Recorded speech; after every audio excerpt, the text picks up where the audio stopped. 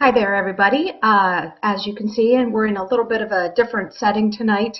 I'm recording this from my house, so if you hear barking or squeaking, that's what's going on.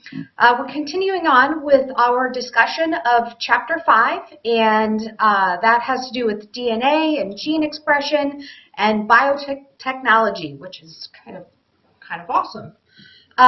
So in finishing up the last couple of slides that we had done the last time that we met on Tuesday, this had been one of the slides that there had been some question about, controlling gene expression. So the difference between a positive control and a negative control, I wanted to explain that a little bit further.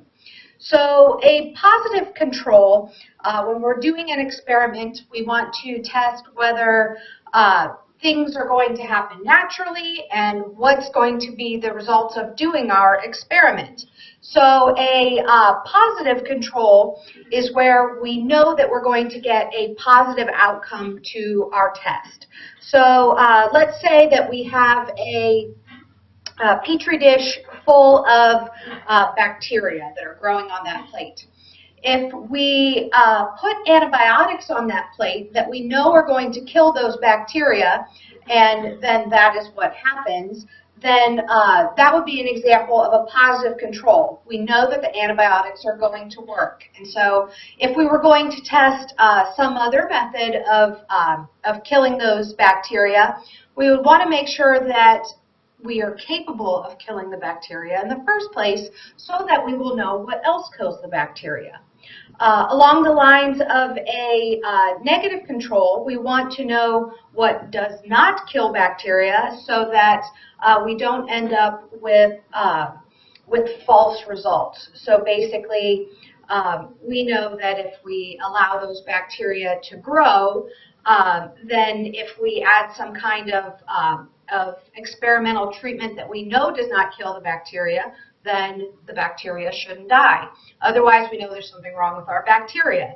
So part of this is test validity, knowing whether our experiment is doing what we expect it to do or is not doing what we expect it to do. So you have to know what happens normally, what happens under experimental conditions, and what happens when the experimental conditions are not applied. So a lot of different parts to doing a good controlled experiment. So this has been one of the slides that I wanted to give you a better understanding of in the types of mutations. I think this will be a little bit better because you'll be able to see them a little more clearly. Looking at normal DNA, as we know, DNA codes for the RNA, and then the RNA has the amino acids that make up the protein. So we see that happening in our normal DNA. Excuse me. We've got DNA coding for RNA. RNA adds those little colored spheres, and those are each amino acids, and they make up a normal protein. And that's what's happening in your body all the time. You're making proteins to make enzymes, making proteins to make the parts of your body. That's all functioning normally. If we look at something called a point mutation can involve the in this one, substitution. So the first one, substitution point mutation, would be where one of the nucleotides is substituted, and therefore the wrong amino acid is made. And if the wrong amino acid is made, then it's a mutated protein. And if that protein is something that's vital to you being able to survive, like an enzyme that's critical or part of your body that's being built, then that mutated protein is, of course, going to be very bad for you. Second type of point mutation is insertion.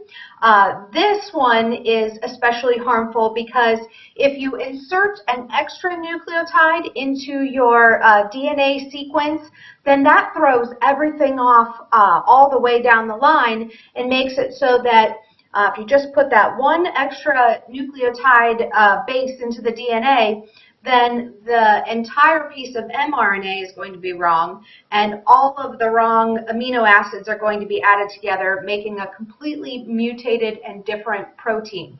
So as you can see, And insertion and definitely a deletion are going to be much worse than a substitution. One wrong amino acid is something that you'd be capable of living with. But if you have the entire wrong protein, then most of the time that is going to cause a problem, because the entire piece of protein is going to be completely wrong. So insertions and deletions, much more harmful than your substitutions. And then the next type of mutation that we have is called a chromosomal aberration.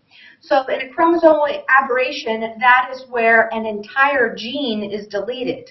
And so if the entire gene is deleted, if it's relocated somewhere else, then it might be on a different chromosome. And sometimes we have deletion, we can have relocation, or we can have genes that are duplicated, so extra ones of those. So you can see where point mutations can be much worse for the organism than something like a chromosomal aberration or a simple substitution of DNA.